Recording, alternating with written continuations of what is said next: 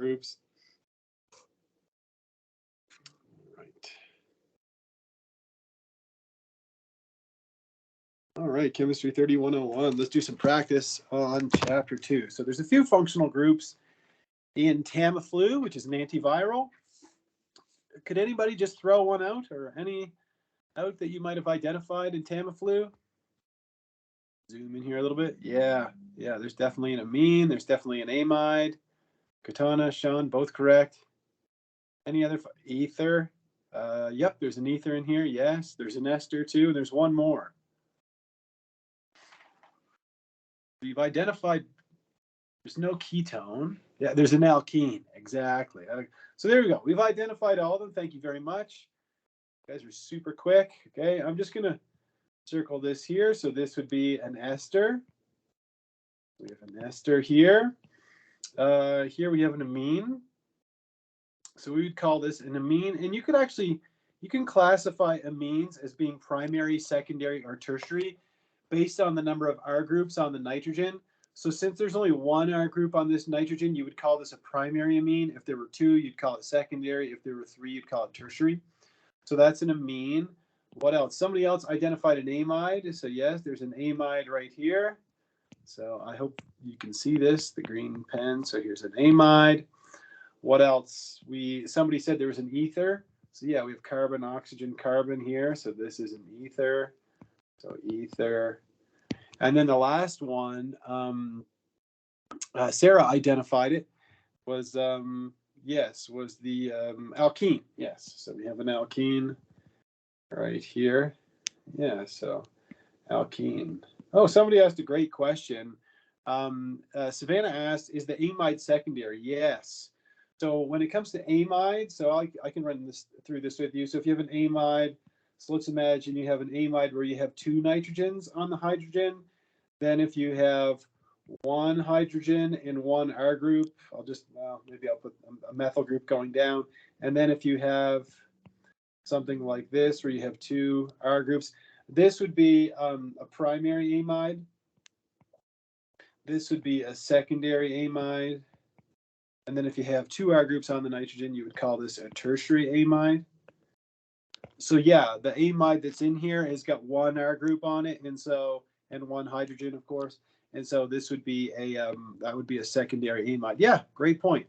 Absolutely. So primary, secondary, tertiary amine, and then you can have primary, secondary, and tertiary amides. You can also have primary, secondary, and tertiary alcohols, and I might get into that later. But anyhow, what about aspartame? Delicious aspartame found in wonderful things like sugar-free gum and Coke Zero. Are there anybody identify any of the functional groups in this one? Okay. Aromatic, yeah, ester. Okay. Aromatic ester, carboxylic acid. Yeah, I think we've got most. There's one that nobody's listed yet. That would be a secondary amide, absolutely. There's one that nobody's. Yeah, there we go. So somebody pointed out that there's an amine in here as well. So first thing I want to address is somebody said maybe there's an alcohol in here, and it may be a knee-jerk reaction to point to this hydroxyl and say, well, there's an alcohol. But remember, with functional groups, you have to look at everything that's attached to it. And since the carbon that has the OH group attached to it has a carbonyl on it, you have to take that whole group in its entirety, sort of do that 30,000-foot view, and you have to take the whole carboxyl group and say, this is a carboxylic acid. So carboxylic acid. So functional groups really do force you to evaluate the whole structure, right? The next one is an amide, and somebody pointed out that this is a secondary amide, and I can't disagree with that. So this is a secondary amide. Somebody else pointed out aromatic. Big old aromatic ring here. Yes, so aromatic. I think Sean pointed that one out. What else? Somebody else said ester. So yes, there's an ester here. So ester. And then the last one is an amine, because aspartame is actually made from two amino acids. It's made from phenylalanine and aspartic acid. So let's see here. The other one is the amine that's here. And yes, we could classify this as a primary amine. So primary amine, like that. There you go. So a little bit of practice on functional groups. Before we move on to the next question, which involves resonance, were there any functional groups that anybody was struggling with, or I don't understand this functional group? And I know I'm kind of asking you on the spot, but is there any functional groups that just annoyed somebody and said they can never get it? Usually my students are very good at memorizing the functional groups. All right, cool. Well, if you have any questions about them, never hesitate to ask me about functional groups. And in fact, there's a functional group in this compound that I don't even think it was in the list of functional groups that I gave you. But when you have a carbon with a triple bond to nitrogen like that, you might think, well, isn't that cyanide? Well, cyanide is a polyatomic ion. This is called cyanide, right? And that's the same cyanide that people use for very bad things, which we won't talk about right now. But anyhow, if you have an R group attached to the carbon and you have a triple bond to the nitrogen like this, that's a functional group, and it's called a nitrile. So a nitrile. And I just wanted to kind of put that bug in your ear because nitriles do come up. They actually come up briefly in chapter 7. So I think in chapter 7, the nitrile makes an appearance or something like that. So you would classify this as a nitrile. Anyhow, I digress. Let's get into question number 3. It says draw 2 additional resonance structures for this compound. So I'm going to start by putting my open bracket and a resonance arrow. And I see that I have a lone pair on this carbon, right? You have to understand that since that carbon has a negative charge, that means it's got to have 3 bonds. So that means it's got 2 hydrogens that aren't drawn, and it also has a lone pair on it, doesn't it? Right? And you can pencil that in if it helps you. You don't need to, but you need to at least draw the lone pair. And that shows us that we have an allylic lone pair, don't we? So we're going to start by drawing our first set of curved arrows for our allylic lone pair. We're going to make a pi bond, but that would give this carbon 5 bonds, right? Because it has a hydrogen attached to it. And we can't have 5 bonds on a carbon. So we're going to have to break that bond and put the lone pair on the adjacent carbon. So let's draw what we would get from this. We'd have a pi bond here.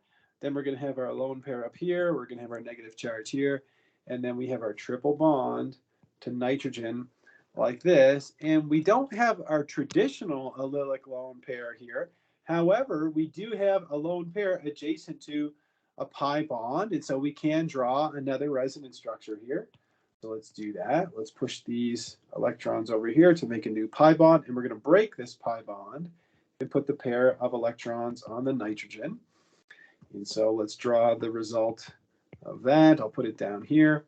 And what we're going to get is something that looks like this. Okay, so we're going to have a double bond, and then we're going to have a carbon in the middle. The way we represent the carbon in the middle sometimes is we just put a dot like this. But if you need to write, carbon like that, if that helps you, that's totally fine.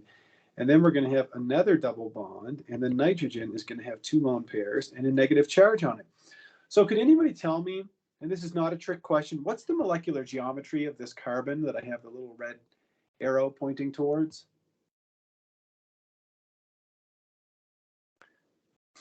Could anybody tell me? It's linear, isn't it, Sarah? Right, it's linear. And so you want to be careful to draw that molecular geometry as linear. Yeah, and Kiana, says it's sp hybridized. Yeah, so it's sp hybridized. I'm going to pencil both of those things in there. You're both right. It's sp, and that means it's linear. So you want to make sure to draw that molecular geometry correctly. So you can draw a carbon atom the way that I've done it. When I was a student, that's how I did it. However, if you look at some textbooks, or maybe you like to peruse the internet, sometimes they'll put a little dot in between like that, and that little dot represents the carbon that's in the middle. They both mean the exact same thing. All right, so we've covered all the resonance structures for question number 3. So let's move on to the next question, which says draw some more resonance structures. I took this question from, I think, from General Chemistry 1. I've asked this question in that class a few times. So I'm going to redraw the molecule here. So let's just pencil this in something like that. There we go. We'll draw a resonance arrow. Remember, if you missed in class, that this is a resonance arrow, resonance. And what kind of arrow is this one here that I've just drawn?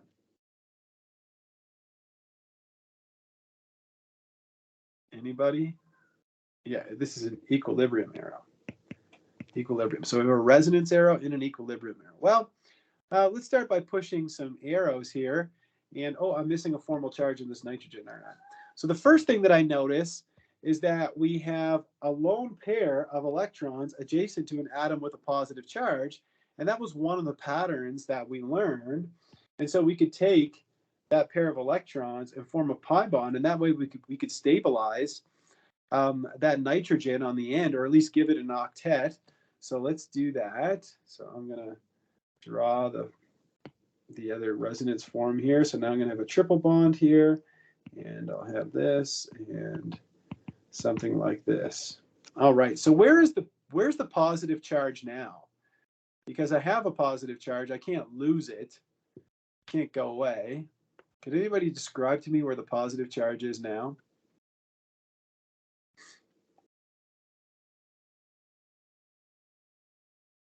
It's on the nitrogen in the center, isn't it? Absolutely. Absolutely. So can I ask you guys a question? If I called this structure, I'll call this one A and I'll call this one B. Could anybody tell me which one of these would contribute more to the resonance hybrid? Would it be A or B? And again, it's not a loaded question. It's going to be B, isn't it? Right? Because in B, everything has an octet. Good. Awesome. There we go. All right. Well, if you kind of parlay some of our knowledge from the last question into this question, you see that you have a lone pair that's allylic to a pi bond. So we could draw a resonance structure for that. So we could push two arrows here. So put a pi bond here and move these electrons onto the nitrogen like that. And so we're going to end up with something that looks like this.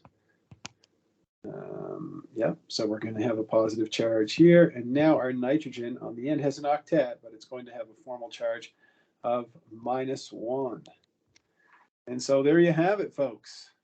Okay, so I would say that the middle structure is going to contribute the most to the resonance hybrid because everything has a complete octet. And you might be saying, well, everything has an octet in the last one too. It does, but the difference between, like, if we call this one A, call this one B, and call this one C, the difference is in B, the negative charge is on the more electronegative element, and in C, the negative charge is on the less electronegative element. So I would say that this one is going to contribute the most to the resonance hybrid, and then this one, the one that they gave us, is the one that would contribute the least to the resonance hybrid.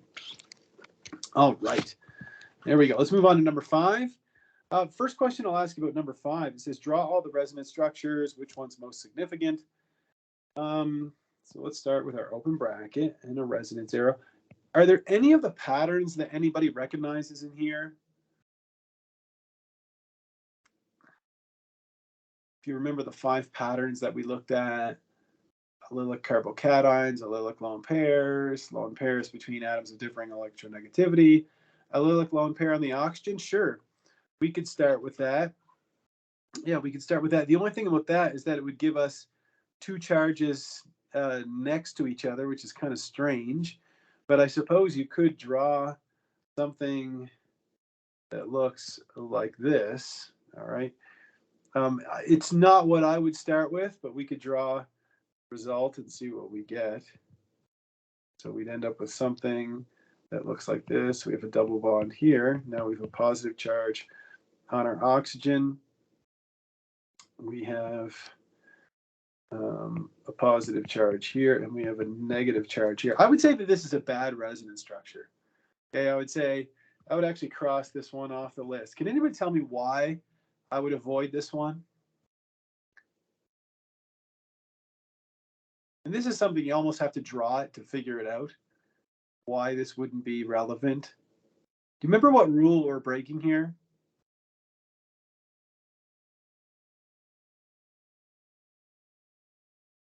So the rule that we're breaking here is we don't add new charges.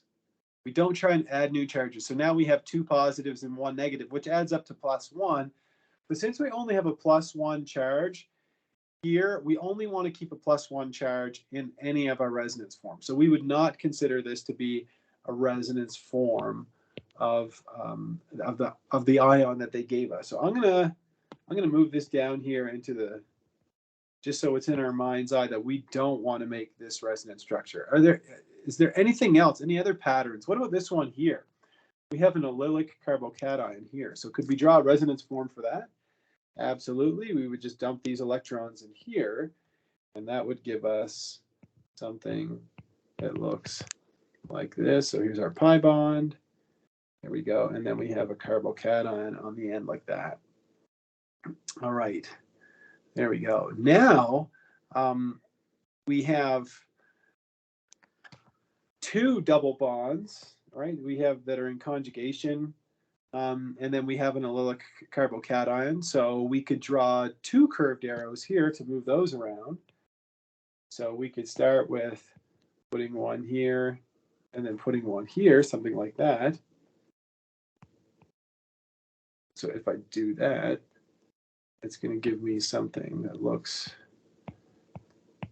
like this. So I'm going to have a double bond here and have a double bond out here. And then my positive charge is going to be here.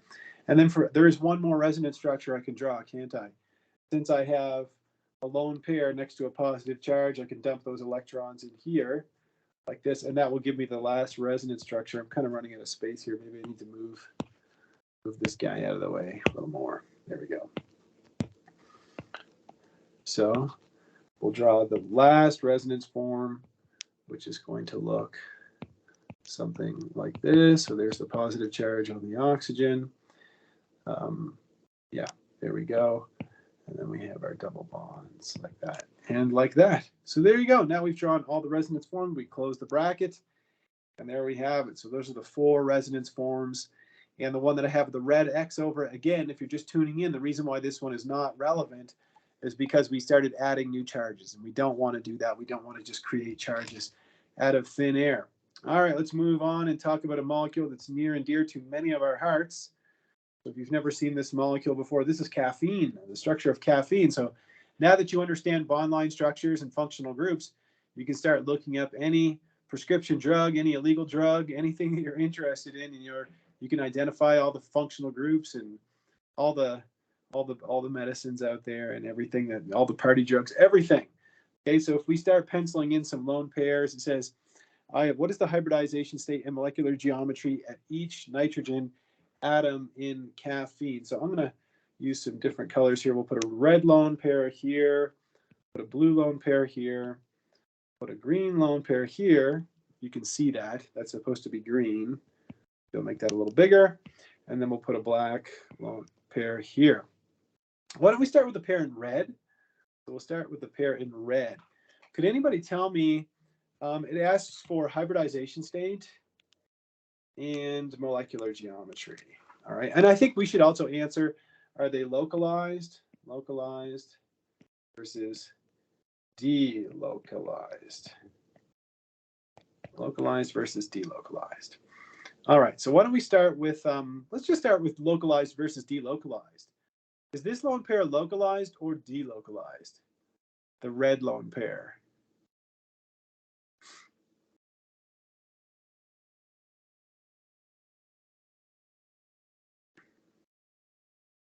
Could anybody answer that? Are these electrons localized or delocalized? Can you hear me? Yeah, they're delocalized, aren't they? They're delocalized, right? We can see that they're allylic to a pi bond here, and they're also allylic to this pi bond. So we could draw several resonance structures for those, right? We could push them up like this. So they are definitely delocalized. So we'll put here delocalized. And if they're delocalized, that means they reside in what kind of orbital? If they're delocalized, they have to be in what kind of orbital? A p orbital, right? So if they're in a p orbital, that means that the molecular geometry, or sorry, the hybridization of that nitrogen has to be sp2, and therefore it's going to be trigonal planar. All right. The exact same thing would apply to the blue lone pair, wouldn't it? Right, the blue lone pair. So if I put a little arrow, maybe like this, the blue lone pair, right, it can participate in resonance, right? So it's delocalized. So we'll put here delocalized. It resides in an sp2 hybrid orbital and is trigonal planar. All right.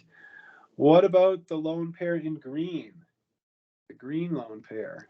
Would those ones be localized or delocalized? Anybody? Just ask yourself, can they participate in resonance?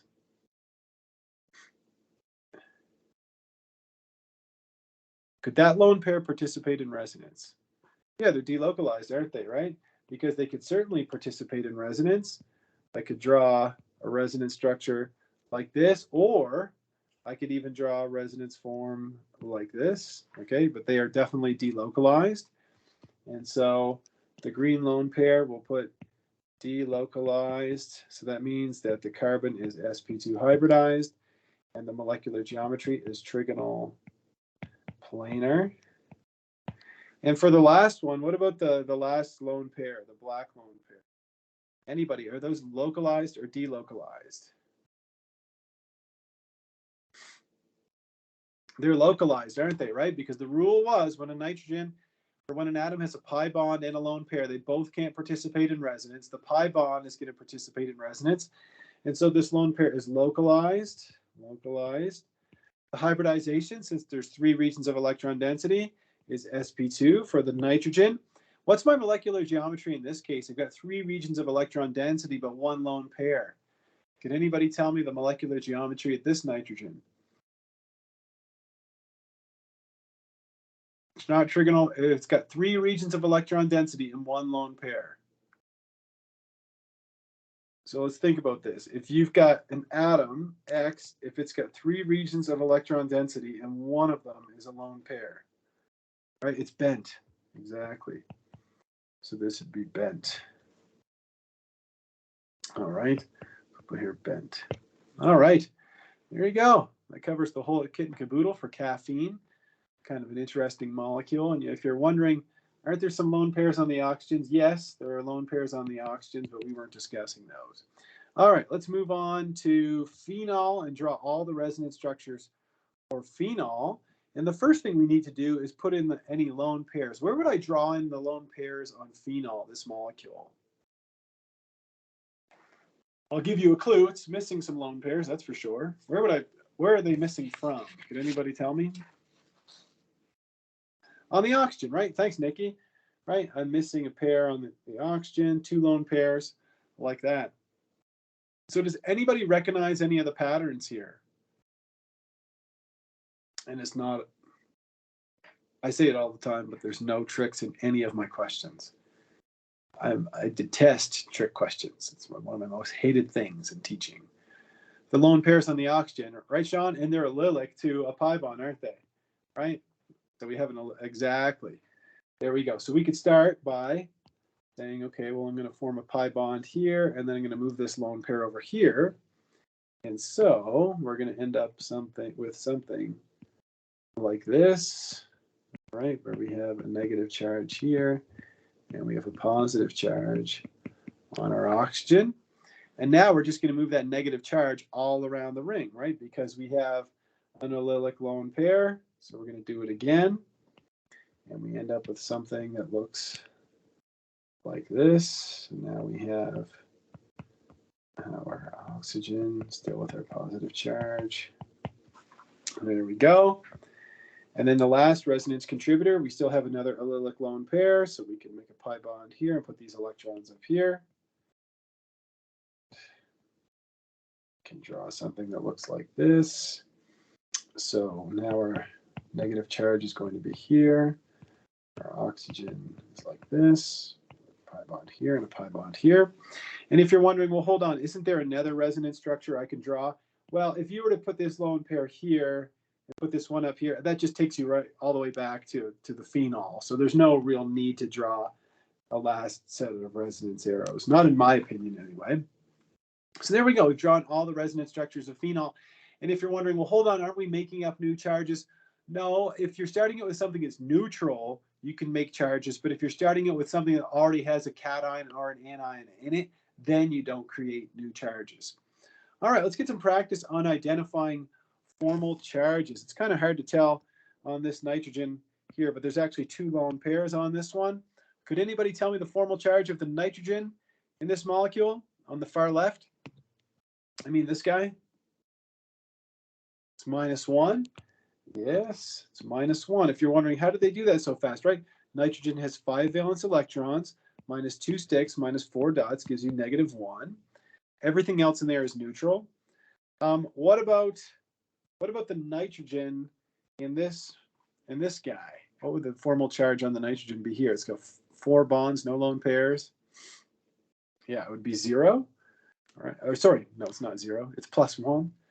+1, right? Because we have 5 valence electrons, -4 sticks, -0 dots gives you +1. +1. There we go. And then for the oxygen, what would the formal charge on the oxygen be? Yes. -1, right? You've got 6 -6 dots, -1 stick gives you -1. All right. If I put this one in a blue circle, are there any formal charges on this? Are there any formal charges on this? No, there's no formal charges here at all. So none. Could anybody identify the functional group?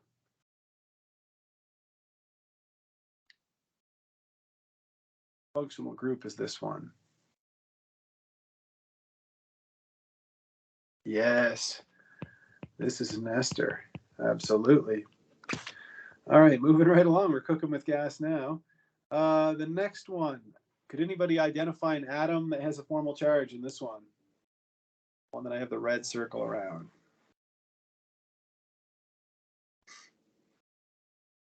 Yeah, the oxygen, absolutely. And what's its formal charge? It's going to be +1. Yes, that's the only charge in there. And the last one, this is an amino acid. So an amino acid is a compound that has a carboxylic acid in it and an amine in the same compound.